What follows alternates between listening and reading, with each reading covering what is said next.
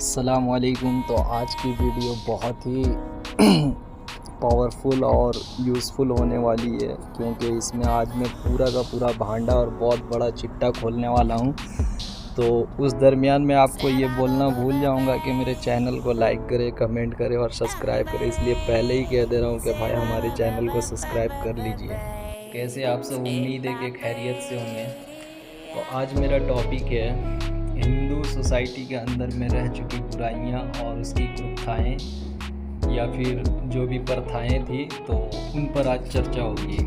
तो नंबर 1 पर आता है सती प्रथा। ये एक ऐसा प्रथा था, यानी कि विधवा औरत को पति के चिता पर जिंदा जला दिया जाता था।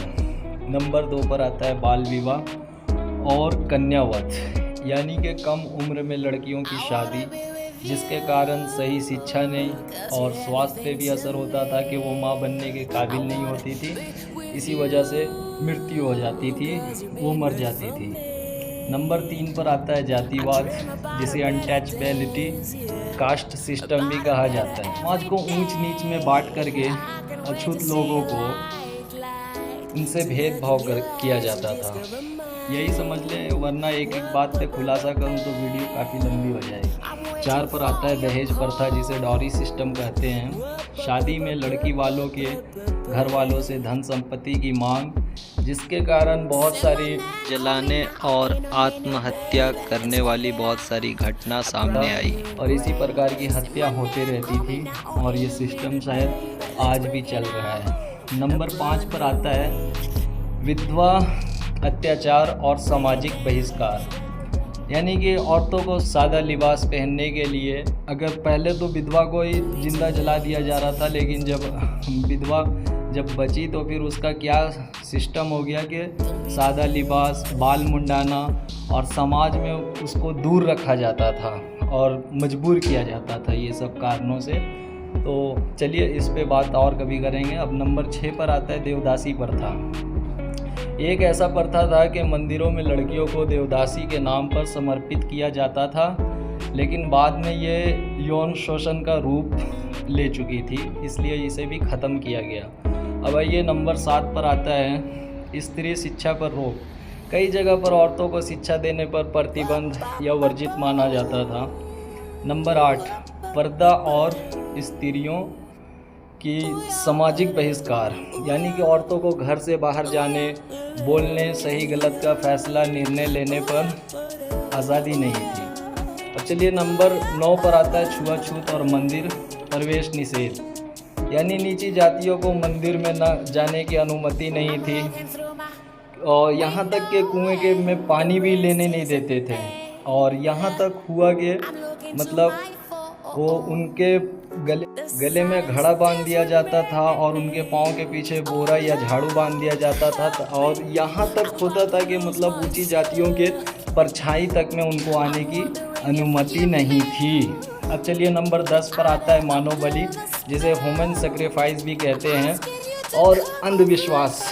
ह्यूमन सेक्रीफाइस और अंधविश्वास, यानी कि कुछ प्राचीन जनजातीय परंपराओं में बलि की घटनाएं मौजूद है। ठीक है, तो उसमें क्या है कि इंसानों को भी किसी मंदिर, यानी कि मंदिर में मतलब काट दिया जाता था, इंसानों की बलि दी जाती थी, इसे भी बंद किया गया। और नंबर 11 पे आता है ठग प्रथा, जिसे ठगी सिस्टम भी कहते हैं। मध्ययुगीन भारत में कुछ संप्रदाय या गिरोह देवी काली के नाम पर यात्रियों की हत्या करते थे और उनकी सामानों को लूट लिया करते थे, जिसे ठगी प्रथा कहा जाता है। नंबर 12 पर आता है नर बलि या अंधविश्वास से जुड़ी हिंसा। कुछ जगह लोग देवी देवता को खुश करने के लिए इंसान या जानवर की बलि देते थे। ये आज के टाइम में भी गुप्त रोग से किया जा रहा है। नंबर 13 पे है कुंवारी कन्याओं का मंदिर में समर्पण। कुछ इलाकों में देव कन्या या कन्या पूजन परंपरा इतनी चरम पर थी, इतनी चरम पे पहुंच गई थी कि गरीब परिवार अपने बेटियों को मंदिर में ही छोड़ देते थे। धीरे धीरे ये धार्मिक काम भी शोषण बन गया, फिर इसे भी हटाया गया। नंबर 14 पे है विच हंटिंग। जादू टोना अकेली औरतों या फिर विधवा लोग जो अकेले मतलब कहीं पे मौजूद रहते थे तो उनकी हत्या कर दी जाती थी, उन पर इल्ज़ाम लगा करके। अब नंबर 15 पे आता है हॉनर किलिंग, छुआछूत और हत्याएं। यानी कि यही ऊंची जाति नीची जाति के लोग जो थे वो एक दूसरे को छुआछूत के कारण और मतलब कि इसी वजह से ब्राह्मणवाद भी फैला और फिर बहुत सारी चीज़ें भी हुई, तो इसी कारण हत्याएं भी हो जाती थी। और नंबर 16 पे आता है राजवंशों और जाति के नाम पर बलि मानोगी। यानी कि ये एक यज्ञ हुआ करता था उन सब लोगों का जिसमें क्या इंसानों की बलि दी जाती थी, जानवरों की बलि दी जाती थी। इसे ह्यूमन और एनिमल सेक्रीफाइस भी कहा जाता है। ये सब सारी घटनाएं 1820 से लेकर के 1950 के अंदर आंदोलनों के टाइम में ये हुई है।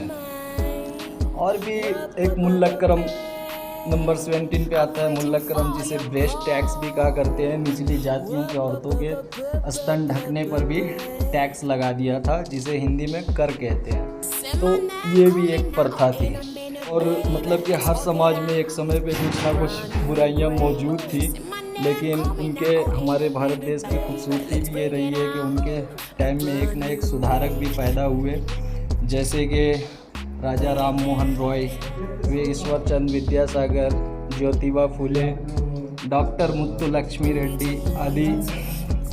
इन्होंने आवाज़ उठाई। पर मेरा सवाल आपसे है कि क्या आज ये इलाकों में बुराइयां होनी बंद हो गई है?